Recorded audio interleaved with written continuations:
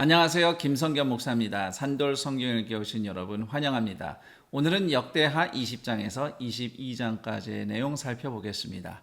역대하 20장에는 여호사밧과 모압, 암몬, 마온 연합군의 전쟁 이야기가 기록되어 있습니다. 1절에 보시면 모압, 암몬, 마온 사람들이 연합군을 꾸려서 남유다를 침공했다는 기록이 있는데 여기서 마온 사람들은 보통 아람 사람들로 분류되기도 합니다. 그래서 2절에서는 아람에서 치러 온다 이렇게 기록되어 있어요. 그리고 뒤에 가면 세일산 사람들이라고 호칭이 대체되는데요. 그들의 거주 지역이 세일산과 접경에 있기 때문에 그렇게 불려진 것 같습니다. 여호사밧은 온 백성을 예루살렘 성전으로 불러 모아서 하나님 앞에서 금식하며 도우심을 간곡히 구하는 집회를 엽니다. 이때 여호사밧은 솔로몬이 성전 낙성식 때 이스라엘을 축복하며 하나님께 올린 기도, 즉 이스라엘 백성이 환난당할 때 이 성전에 모여 하나님께 부르짖으면 응답해 주십시오 라고 하나님께 올린 기도를 근거로 하나님께 부르짖습니다. 왜냐하면 그 당시 하나님께서 그 솔로몬의 기도에 그렇게 하겠다고 응답하셨기 때문이에요. 그렇게 여호사밧과 유다 백성이 하나님께 부르짖을 때에 하나님의 응답이 레위인 야하시엘을 통해서 주어집니다. 이 사람은 딱히 선지자는 아니었던 것 같아요. 대신 성경에 보면 아삽 자손이었다고 합니다. 아삽은 다윗 시대의 성전에서 찬양을 맡았던 레위인이죠. 그렇다면 야하시엘도 성전 찬양대로 섬겼을 것 같아요. 그래서 어떤 학자는 야하시엘의 예언이 찬양의 형태였을 것이라고 추측하기도 합니다. 야하시엘의 예언 중에 17절, 이 전쟁에는 너희가 싸울 것이 없나니 서서 여호와가 구원하는 것을 보라. 이 대목이 출애굽기 14장을 떠올리게 합니다. 출애굽기 14장 13절, 너희는 두려워하지 말고 가만히 서서 여호와께서 오늘 너희를 위하여 행하시는 구원을 보라. 하나님은 유다 군대가 싸울 일이 없도록 하나님께서 직접 적진 한가운데서 교란을 일으키십니다. 그래서 모압, 암몬, 아람인들이 서로 분열해서 치고 받고 싸우다 완전히 자멸하는 역사가 일어납니다.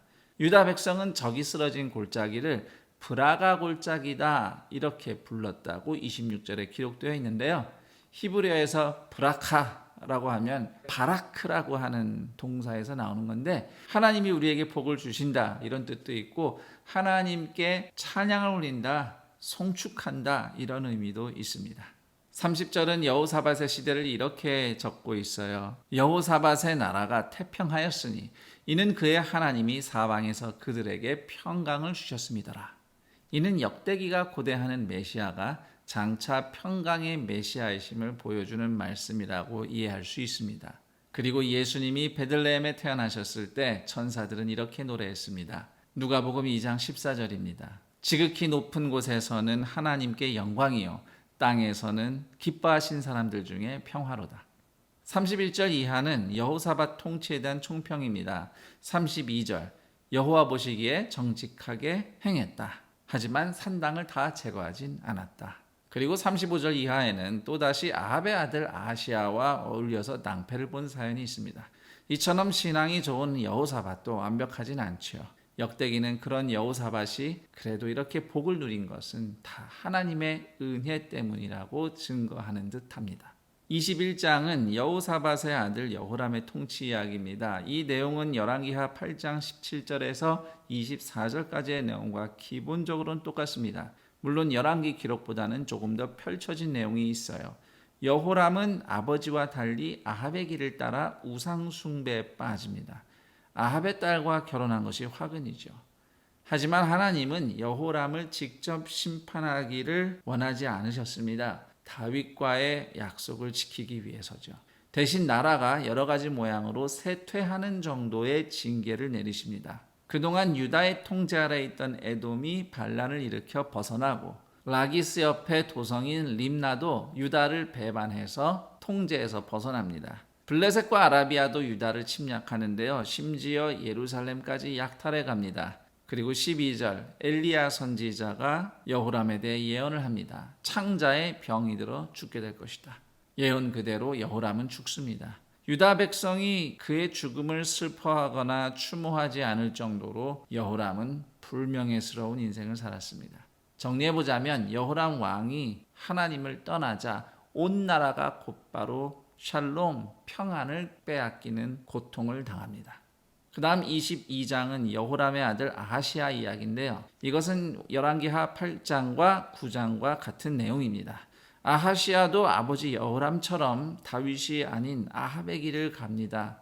우상 숭배와 음란함과 죄에 빠지죠. 2절은 아합의 딸이자 아하시아의 모친인 아달랴가 그 악의 근원이라고 명시합니다. 그 당시 북이스라엘의 왕이자 아합의 아들이었던 요람 왕이 아람과의 전쟁에서 부상을 입고 이스라엘 성으로 돌아와서 치료를 받고 있을 때 아하시아 왕이 이스라엘로 병문안을 갑니다. 마침 그때 요람의 군대 장관 예후가 하나님의 기름 부음을 받고 일어나서 요람 왕을 죽이고 아합 가문을 모조리 심판할 때 아하시아 왕 역시 무기또로 도망쳤지만 거기서 예후의 칼에 쓰러집니다. 그렇게 아하시아 왕은 1년 정도 다스리다가 죽음을 맞이합니다. 그러자 10절 이하를 보시면 아하시아의 어머니 아달랴가 아하시아의 아들들을 모조리 죽이고 스스로 여왕의 자리에 오릅니다. 그러나 아하시아의 갓난아들 요아스만이 살아남을 수 있게 되는데요. 이는 여호람 왕의 딸이자 아하시아의 누이이며 동시에 제사장 여호야다의 아내인 여호사브앗에 의해서 구출되었기 때문입니다. 그렇게 요시야는 성전에 숨겨져서 6년간 양육됩니다. 이처럼 악한 권력자보다 하나님을 두려워한 사람들의 믿음의 행동이 하나님의 역사에 소중하게 쓰임받았습니다. 그리고 이 사건을 통해서 역대기는 유다 왕국의 존립에서 제사장의 역할이 매우 중요하다는 것을 적극적으로 보여주고 있습니다. 더 나아가 이 사건은 훗날 메시아 예수님의 생애에서도 재현됩니다. 헤롯 왕이 아기 예수님을 죽이려 했지만 헤롯을 두려워하지 않는 동방 박사들 덕분에 헤롯의 손은 지체되고 예수님은 베들레헴을 넉넉히 빠져나가실 수 있었습니다.